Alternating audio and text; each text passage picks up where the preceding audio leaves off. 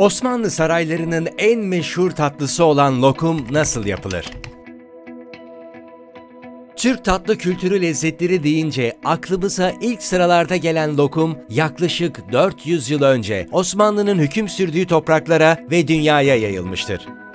Kahvenin yanında ikram edildiği gibi bayramların vazgeçilmezleri arasında yer alan lokum, gırtlak boğaz rahatlatan anlamında rahatül hulkum ve lukme kelimelerinden geliyor. Lokum Osmanlı'da 16. yüzyıldan bu yana üretilmekte ve tüketilmektedir. 1777 yılında Kastamonu'dan İstanbul'a gelen Bahçekapı'daki şeker dükkanında lokum üretip satan şekerci Hacı Bekir Efendi ile lokumun ünü artmıştır. Hatta bu ün Osmanlı Sarayı'na kadar gitmiştir. 16. yüzyıla kadar şekerleme imalatında tatlandırıcı olarak pekmez ve bal kullanılmaktayken rafine şekerin üretilmeye başlamasıyla bu şekerin havanda dövülüp eritilerek lokum ve şekerleme yapımında kullanılmaya başlaması lokumu bugünkü formuna kavuşturmuştur. Ayrıca eskiden kullanılan un yerine nişasta kullanılmaya başlanmış ve bugünkü yumuşak kıvamında ilk lokum üretilmeye başlanmıştır. İstanbul'da Türk lokumunu tadan bir İngiliz gezgin, lokumu Turkish Delight olarak İngiliz literatürüne taşımıştır. Ayrıca 1844 yılında Mehmet Kamil tarafından yazılan ve ilk basılı Türk yemek kitabı unvanına sahip olan Melceül Tabahin'de de lokuma yer verilmiştir. Nasıl Yapılır YouTube kanalı olarak bu hafta 1980 yılından itibaren ağzımızı tatlandırmaya devam eden Hicret Şekerleme'nin Ankara Varlık Mahallesi'nde bulunan tesisine konuk oluyoruz.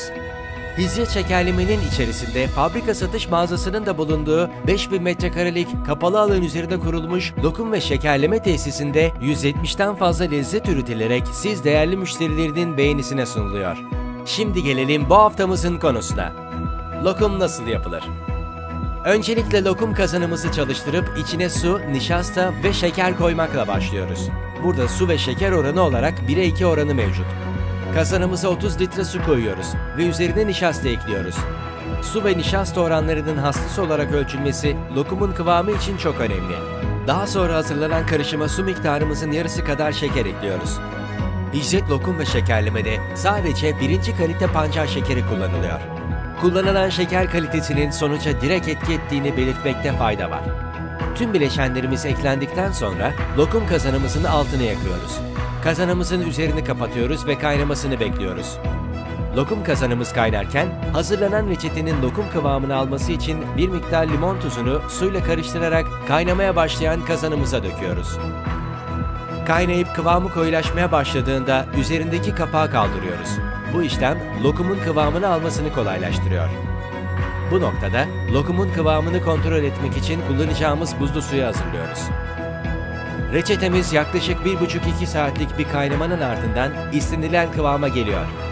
Hicret şekerleme ve lokumda yaklaşık 50 çeşit lokum üretilmekte. Bu noktada lokumun yapılacağı çeşide göre içerisine eklenecek malzeme konulmakta. Ama öncelikle lokumun kıvamının kontrol edilmesi gerekiyor. Bunun için kazandan bir miktar örnek alınıyor ve hazırlanan buzlu suyla soğutularak kıvamı kontrol ediliyor. Bugün Hicret lokumun en sevilen ürünlerinden olan kakaolu ve Antep fıstıklı lokum yapacağız. Lokum oranına göre ölçülen Antep fıstığı kazana dökülüyor. İyice karışmasını mütakip kakao ekleniyor ve karıştırılmaya devam ediliyor. Lokumu alacağımız dinlendirme tepsilerine önceden hazırlanmış Hindistan cevizi serpiliyor ve lokum döküm işlemi için hazırlanıyor. Lokumumuz ölçülerek dinlendirme tepsilerine alınıyor. Burada üretilecek nihai ürüne göre bir ölçülendirme yapılıyor. Yani lokumun inceliği bu esnada ayarlanıyor. Mesela sarma lokum yapılacaksa aynı kaba daha az miktarda lokum koyuluyor ve oluşan lokumun daha ince olması sağlanıyor. Tepsilere alınan lokum oklavayla düzeltilerek inceliğinin her noktada aynı olması sağlanıyor.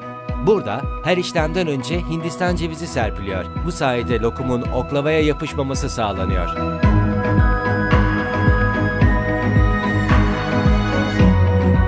Hazırlanan lokumlar 24 saat dinlenmesi için dinlendirme bölgesine çekiliyor.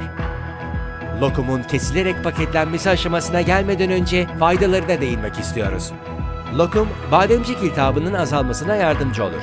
Çıban ve yaralar için muhteşem bir iyileştiricidir. Vücuttaki atık maddelerin akciğer ve karaciğerde birikmesini önleyerek idrar yoluyla atılmasına yardımcı olur. Bu işlemi yapan en hızlı besin kaynağıdır.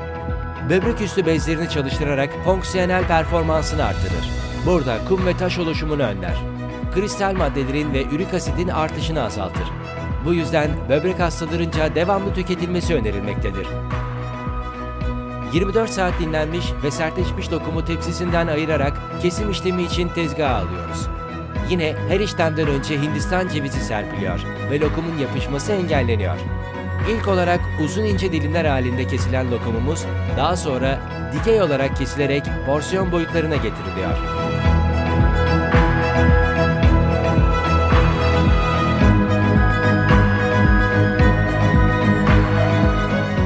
...400 yıllık geçmişi bulunan efsane lezzetimiz daha sonra paketlenerek ağzımızı tatlandırmak için raflardaki yerini alıyor.